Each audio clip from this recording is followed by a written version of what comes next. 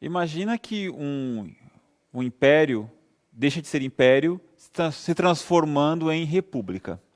Alguns anos depois acontece uma guerra, mas uma guerra enorme no Nordeste. Esse império é o Brasil. E no Nordeste acontece uma guerra ferrada, com pessoas querendo derrubar esta república.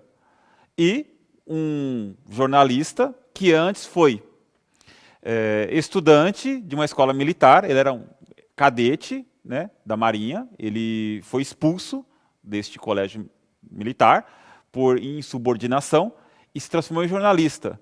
E ele descobriu que depois de várias batalhas lá no Nordeste, né, na Bahia, um cara chamado Antônio Conselheiro queria derrubar a República.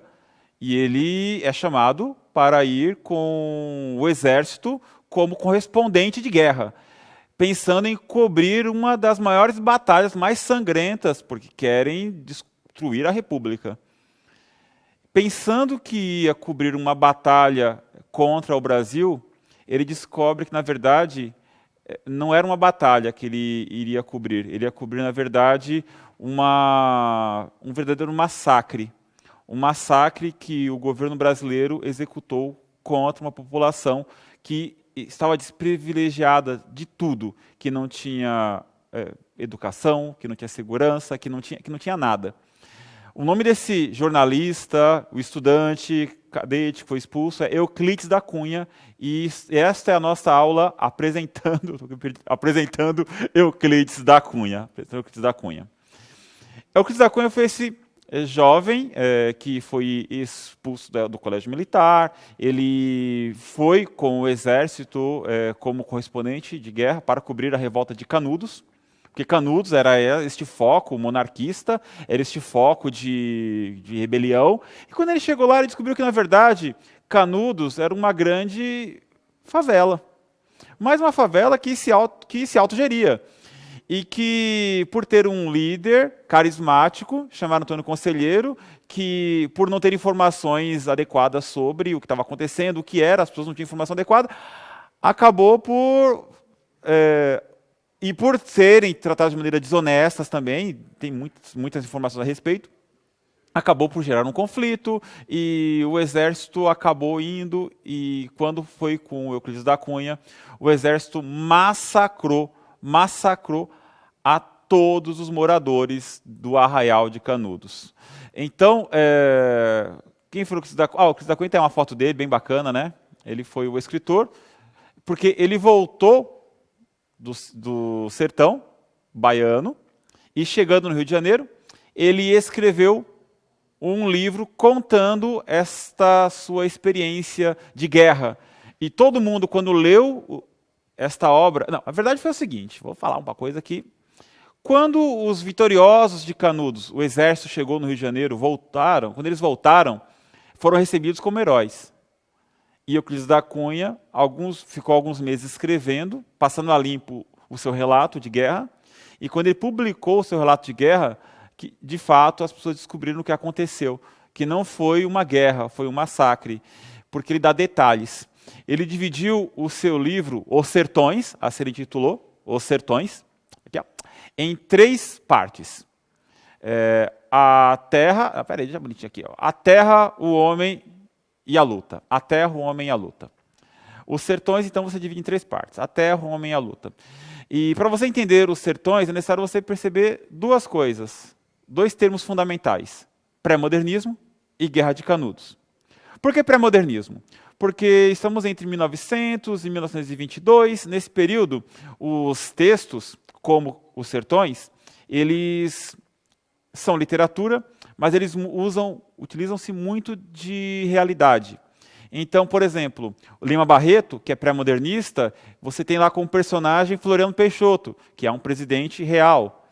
Você tem lá Monteiro Lobato, que é pré-modernista, ele colocando caipiras, elementos da realidade no texto. E o Sertões, uma guerra real sendo retratada. E a guerra real retratada é esta guerra, a Guerra de Canudos, né? Que você pode aprofundar muito mais com o seu professor de história ou em vídeos no YouTube. Estão muito bem documentados. Aqui a gente vai falar um pouquinho mais sobre o livro em si. Momentos derradeiros do movimento de Canudos no interior da Bahia, registrados por Flávio de Barros, né? Ou simulação dos mesmos, né? Os habitantes de Canudos foram todos mortos, não restando nenhum. O próprio Antônio Conselheiro, né, morto. Há uma caricatura publicada na revista Ilustrada, retratando Antônio Conselheiro com um séquito de bufões armados com antigos bacamartes, tentando barrar a República, né? Então, Antônio Conselheiro era visto como uma espécie de Bin Laden do sertão, né? Estou usando a comparação hoje, né? Não, é um terrorista. Não. Quando Euclides da Cunha chega ao sertão e percebe o que está acontecendo, ele percebe que não, é um absurdo, não é isto.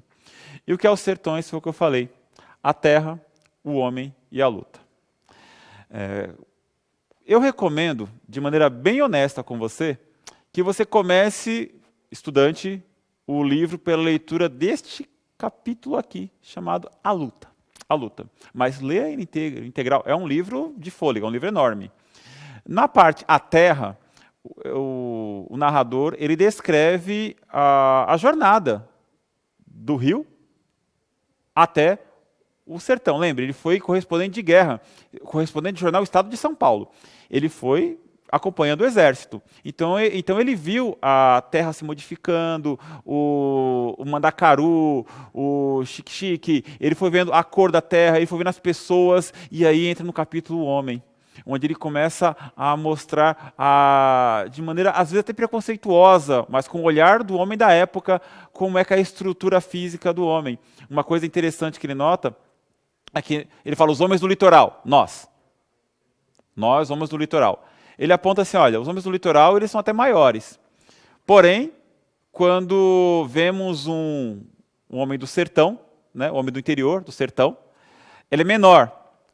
Só que ele é muito mais forte, muito mais valente. Então ele, grosso modo, estou parafraseando aqui, ele não diz isso, mas grosso modo ele diz: numa luta entre um homem do sertão e um homem do litoral, o homem do sertão, ele tem por que lutar. Ele é um homem que está acostumado a comer pouco, acostumado a comer do que ele luta.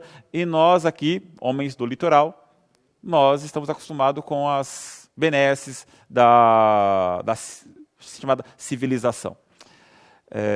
Interessante notar que este confronto, a gente vai ver lá na frente, que é o confronto de nós, homens do litoral, contra os sertanejos. E este confronto recai na luta, que é uma narração, é uma epopeia, é uma narração grandiosa sobre o confronto que houve do primeiro dia até o último homem, e como foi aniquilada toda uma cidade, inclusive as crianças.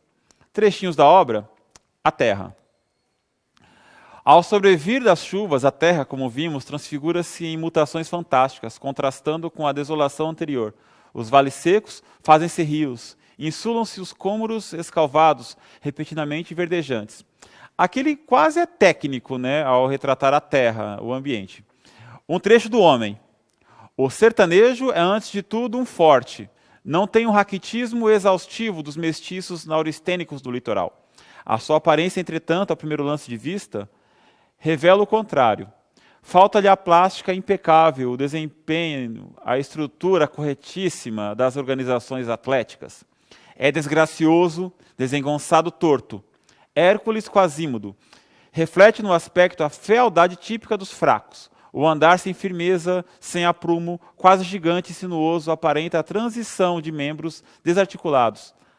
Agrava-o a postura normalmente abatida, num manifestar de displicência que lhe dá um caráter de humildade deprimente. Foca aí, olha só. Hércules Quasímodo.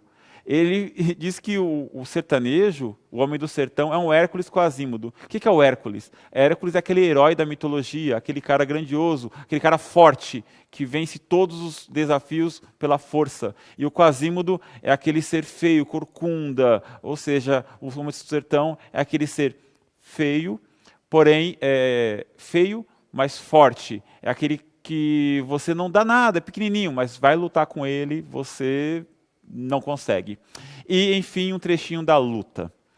Concluídas as pesquisas nos arredores e recolhidas as armas e munições de guerra, os jaguns reuniram os cadáveres que jaziam esparsos em vários pontos.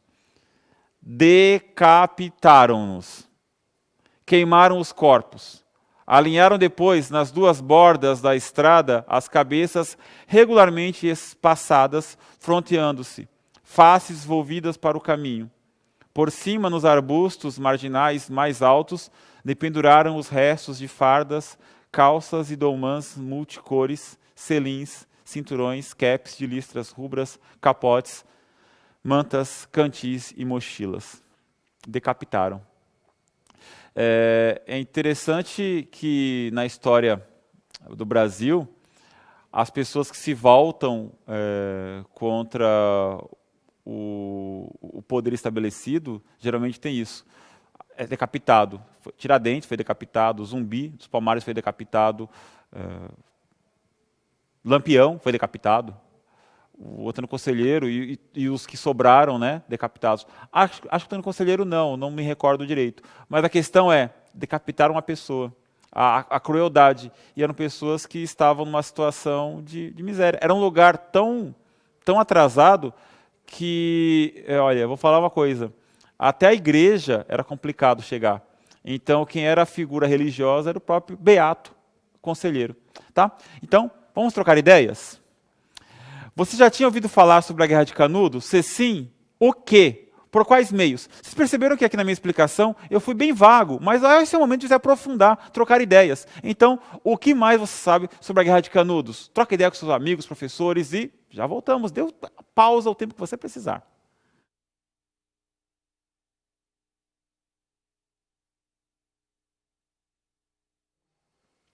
Sobre a Guerra de Canudos, eu falo guerra, mas é complicado falar guerra, né? Porque eu pesquisei e o termo que eu mais achei foi guerra. Mas eu poderia usar o massacre de Canudos, a revolta de Canudos, o levante. É até algo mais para se debater, né? E o Euclides da Cunha, ele foi na terceira incursão. O exército teve que ir 3 vezes, né? E foi armado com canhões contra pessoas que eram verdadeiros, perdoem o termo, mortos de fome. Pessoas que estavam morrendo de fome. Vamos continuar trocando ideias? O termo guerra é apropriado para o nome do que ocorreu em Canudos? Sim ou não? Justifique.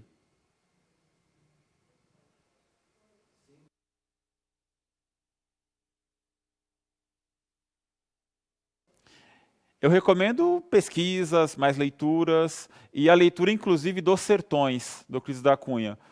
Acredito, depois de ter lido o livro, que não foi muito bem uma guerra, mas estou aberto a questionamentos. Então, vamos debater.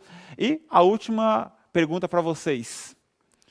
Qual a importância da imprensa profissional para a nossa sociedade? Por que eu pergunto isso? Porque todo mundo tinha a visão de que estava acontecendo um verdadeiro levante contra a República recém-instaurada. Quando um profissional da imprensa foi até lá, trouxe a verdade num livro. Né? Então, hoje, qual é a importância da imprensa profissional, não a amadora, não a tia do Zap, da imprensa profissional, o cara formado, jornalista, para a nossa sociedade? Debatam o tempo que quiserem e já voltamos.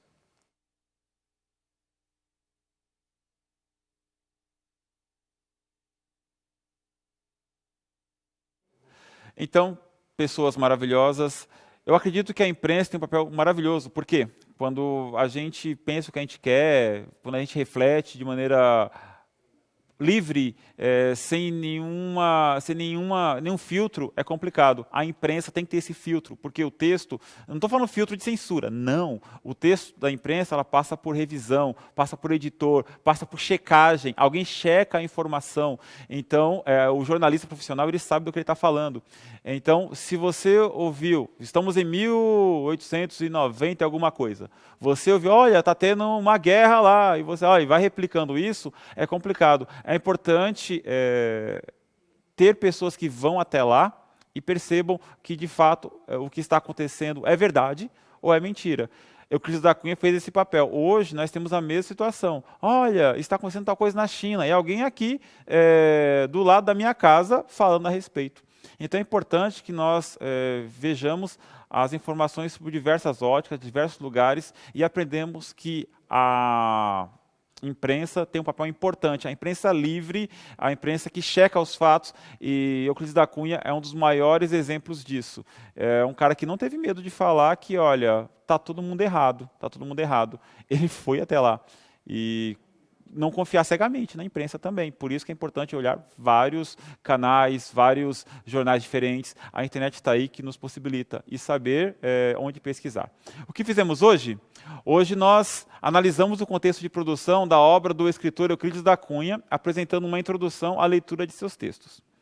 Analisamos o livro Os Sertões, de sua autoria, com ênfase nas discussões que abordam o subdesenvolvimento, a injustiça social e a opressão. Você, professor, e vocês, estudantes, têm agora um material de apoio maravilhoso, que vocês podem organizar outros debates, outras atividades, e seria maravilhoso que entrassem em contato conosco, dizendo o que foi proveitoso desta aula para vocês. Foi um prazer falar de Euclides da Cunha. Tem outras aulas com outros escritores, se vocês quiserem pesquisar, Carolina Maria de Jesus, Camilo Castelo Branco, tem Clarice Lispector, tem um monte de gente, Graciliano Ramos. Vai ser um prazer conversar com vocês. Um grande abraço, tchau, tchau, valeu!